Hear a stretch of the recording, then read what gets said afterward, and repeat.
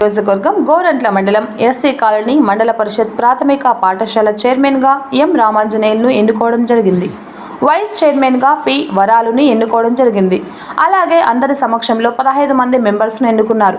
కొత్తగా ఎన్నికైన చైర్మన్ రామాంజనేయులను గోరంట్ల గ్రామ ప్రజలు, బీజేపీ, టీడీపీ, జనసేన పార్టీ నాయకులు, కార్యకర్తలు పూలమాలలతో సత్కరించారు.